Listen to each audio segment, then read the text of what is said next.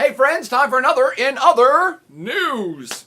Here locally, it's summertime in Blacksburg, Virginia. It's only April 15th, but apparently we have bypassed spring altogether, and we're in full-on summer. Everybody's out having a good time, partying, doing yard work, getting sunburned. Who knows? What else is going on in the Americas, though, here on this beautiful spring/summer weekend? I'll tell you what, because that's what's in other news. The 6th Summit of the Americas happened over the weekend, April 14th and 15th. It's just wrapping up right now. And it was down in beautiful, coastal, historic, lovely Cartagena, Colombia, which is interesting in and of itself. Hold on to that thought for a minute, though. And you might have actually seen this story in the news because it made a bunch of bad news. And the bad news was that a bunch of President Barack Obama's, U.S. President Barack Obama was down at this summit, and a bunch of his personal security, the Secret Service guys that are supposed to protect the president, apparently got into a barroom brawl somewhere outside of Cartagena, but worse than that, they brought a bunch of hookers back to the hotel and got busted, and 11 of them got sent home. What? Could you make this up? Wow.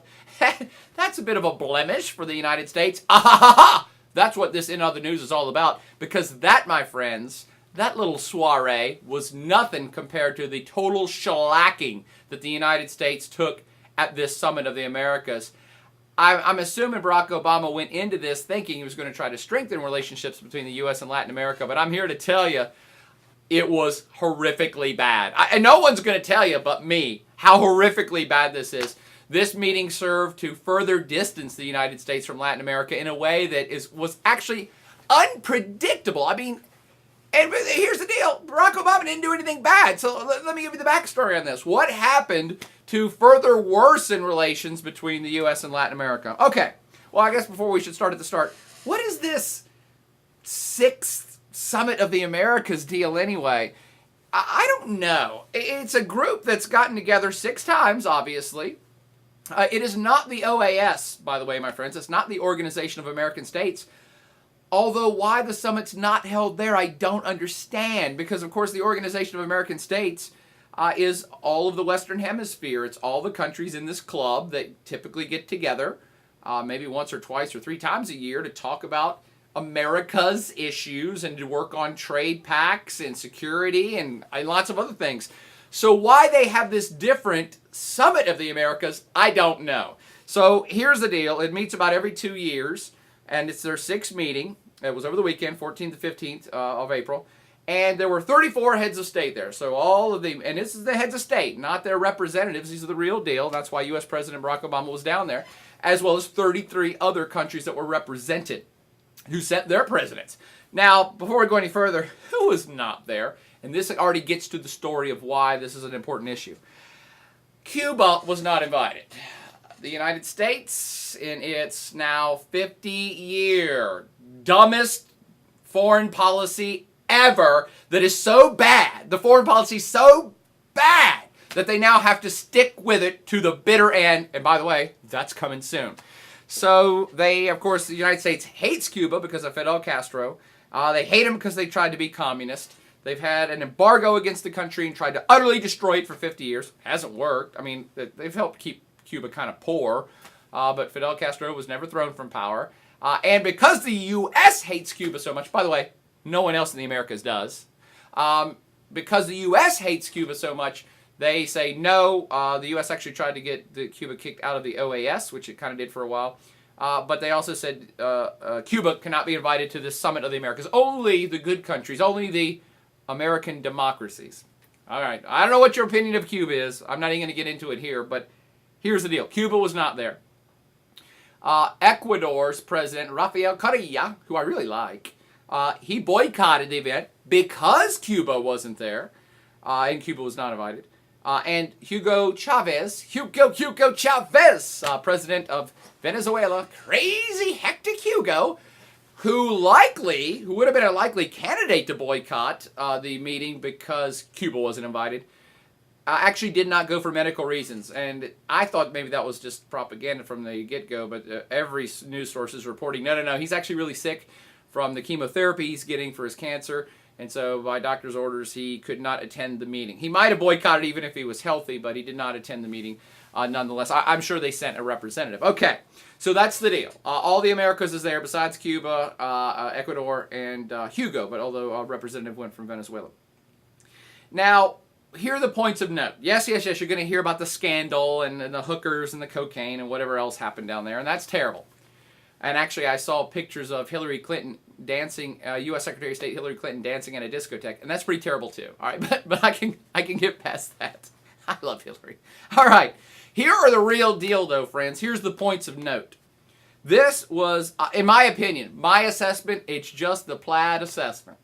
This was a horrific meeting for the United States. It could not have gone worse. I mean, it's going to be spun, because that's what news people do. They spin it, and the American government spins it the way they want it.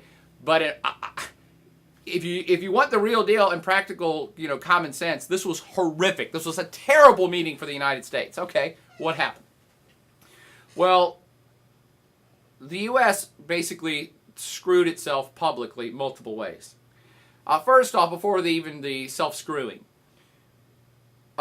President Obama went down to this meeting with good intentions, okay? He wanted to rebuild relationships with Latin America, probably reinvigorate the whole concept of the FTAA, the free trade area of the Americas, maybe work on security, terrorism.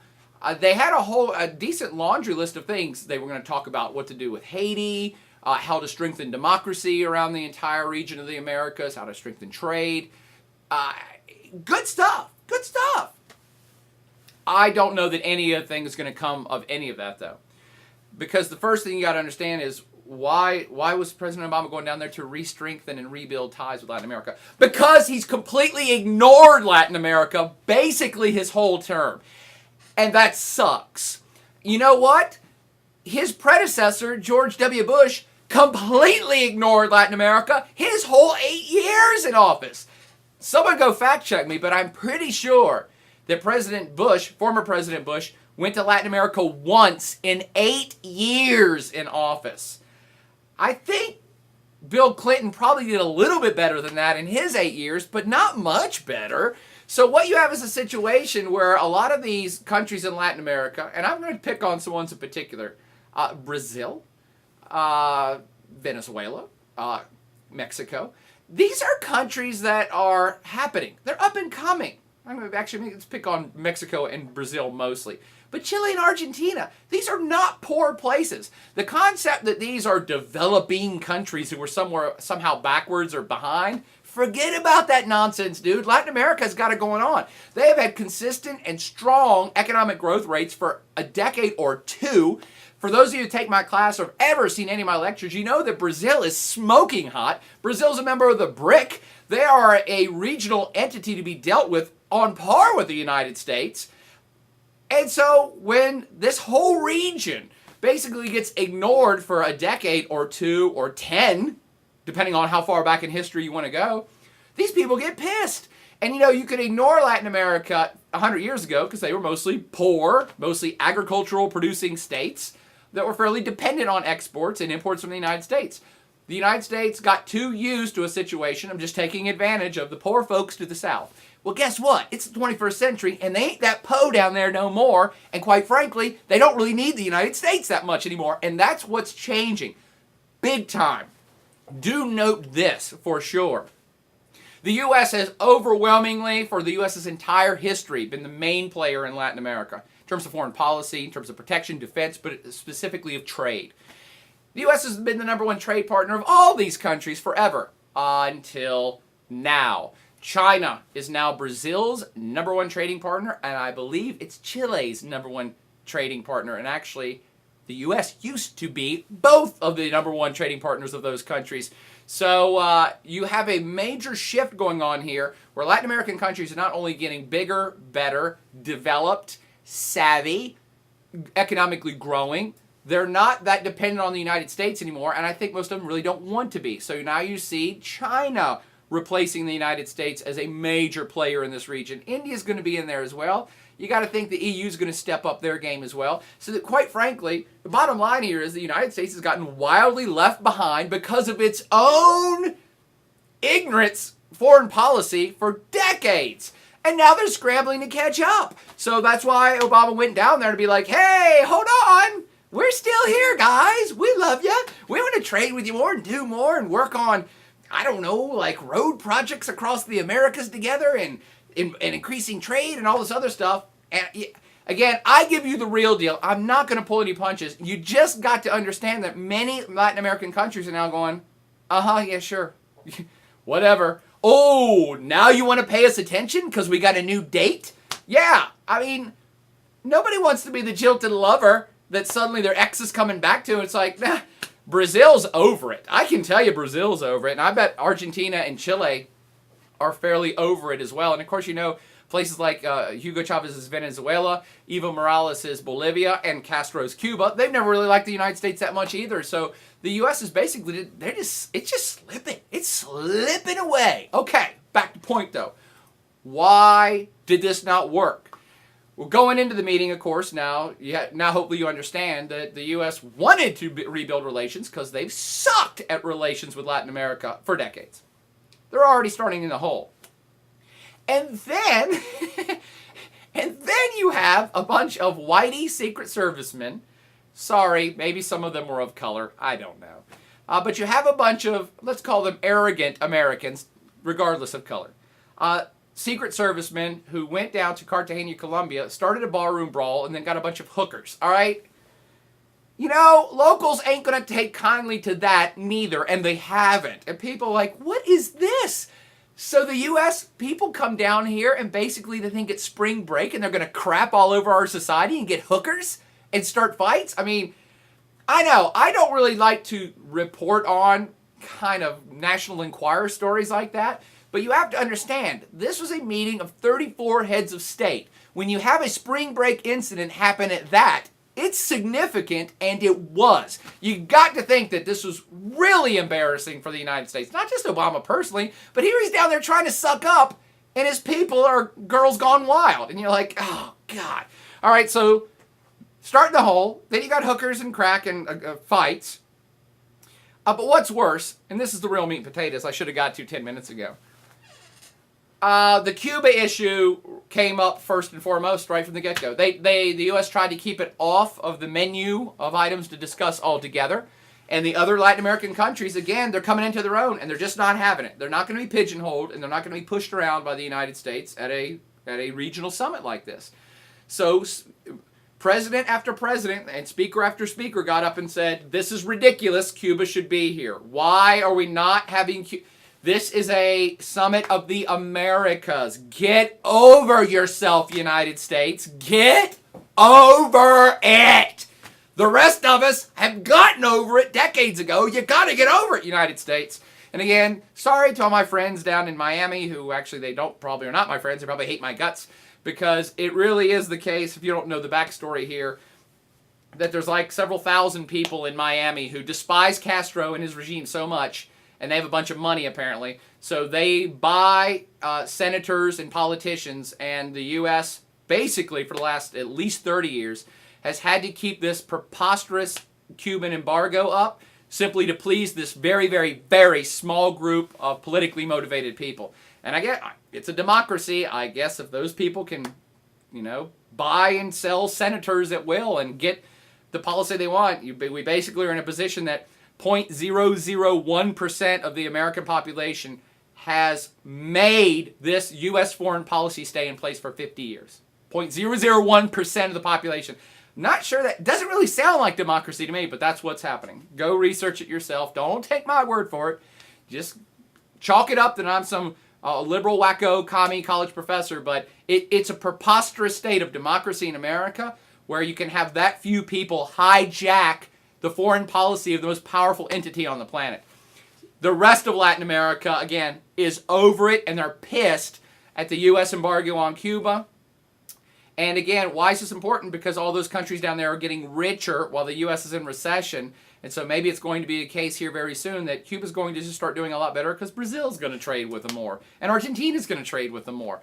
And maybe Cuba's not even going to care about the U.S. embargo. That's where we're going, and that's why I think it's important we talk about this stuff. The last thing I do want to reference, though, that is part of this U.S. screwing itself at this summit was drug policy. And actually, I thought this was surprising. And you're going to read about this. If you go research this story, you'll see tons of news stories reference it, all right? So I'm not going to go in great detail about it, but I did want to bring it up as another self-isolating feature of U.S. policy. So the U.S. going down, hey, we want to talk about how to make the Americas better. How the hell are you going to do that without talking about the drug issue? And the U.S. intentionally said, no, we don't want to talk about the drug issue. And again, like Cuba, everybody else did want to talk about it. So even though it was not on the agenda, most countries got up and said something to the effect of, we need to start doing a serious talk shop about drug policy in the Americas. We have to start talking about the possibility of decriminalization or legalization of some or all drugs. Booyah! That's a really big deal. That's a huge deal. The U.S. is almost alone on this. I take it back. I'll tell you who are their partners on this. By alone, I mean the U.S. and Canada, our 51st state, have said, oh my God, no way in hell. We will never, no. We will never, ever even talk about decriminalization or legalization of any drugs, period, ever. Drugs are bad, okay, drugs are bad. Nobody else in Latin America is really saying that. They're not saying drugs are good, but they're saying this policy has utterly and horrifically failed. The war on drugs is a dismal failure that has just destroyed too many people's lives and cost too many lives in Colombia and now Mexico. So most of Latin America is saying, hey, let's at least talk about it because these criminal cartels, these drug cartels, they're out of control. They're funded with hell tons of money from the United States and guns from the United States that are doing all of their damage down here in our societies in Mexico, in Guatemala, in Colombia, in Venezuela. So this is a big regional deal to everybody but the United States. Again, I may take it back. I mean, I'm not trying to paint a bad, negative, totally negative portrait of the U.S. U.S. and Canada are steadfast, no drugs are bad. By the way, they're the ones, the U.S. is kind of the centerpiece of why drugs are bad on planet Earth, because they pushed that legislation through the UN decades ago. U.S. and Canada, but also in what's a surprising turn of events for me personally, Nicaragua and Honduras have both said that they say, no, we don't even want to talk about decriminalization or legalization. Again, it's surprising because they're two countries that are, Honduras is really getting whammied by the drug trade.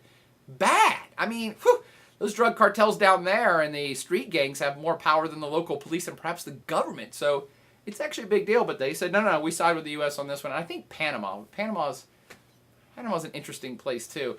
But so there's like 5 countries across all of Latin America, all of the Americas who say, yeah, we don't want to talk about drugs and we don't want to talk about legalization of drugs. But that leaves like 30 other countries that do want to change something, at least talk about it, at least discuss it, at least talk about options, because, again, I don't want to seem like some sort of screaming liberal, because I'm not. You guys know me, but you got to, at some point, look at reality. This war on drugs is a joke. And because it's almost 100% fueled by United States demand for drugs and U.S. weapons manufacturers, I mean, come on. It's almost a moral obligation for the United States to be involved in figuring out a better solution. Again, let me back it up and finish this thing up here. The U.S. could say, no, we don't want to do that. Well, we don't want to talk to Cuba, Cuban embargo. We don't want to talk about drugs. Drugs are bad. That's fine. But President Obama just shot the U.S. in the foot, further isolating them from the rest of Latin America, which increasingly, day to day, year after year, is doing better on its own. Thank you very much. And that's what's important about that news story in other news. Latin America may be going its own way even more in the future because apparently there is virtually nothing that the Latin American countries can be on the same page with the United States. None of the main nothing important policy-wise anyway, so why even bother with the trivial stuff? Interesting stuff to watch as other countries around the world increase their interaction with Latin America, and it appears right this second, unless something changes, the U.S. is going to again further diminish its role in Latin America. And if the Latin American countries, as they strengthen and get more confident and richer on their own, maybe they are just going to change their drug policy despite the United States. And this is what I told my class. I'll leave with this note. Think about this. What happens the day after Mexico and or all of Latin America says we legalize everything? We don't care. Of course, we recognize Cuba already, and we're legalizing all drugs. That day, that single day, the entire drug war moves to the United States. The whole thing. Because if it's legal, everybody opens their doors and says, go ahead, cartels, take all the cocaine and amphetamines to the United States. Now it's a U.S. problem. Now the U.S. has to pony up billions of dollars and their own lives and the lives of their people who are going to be in these drug wars.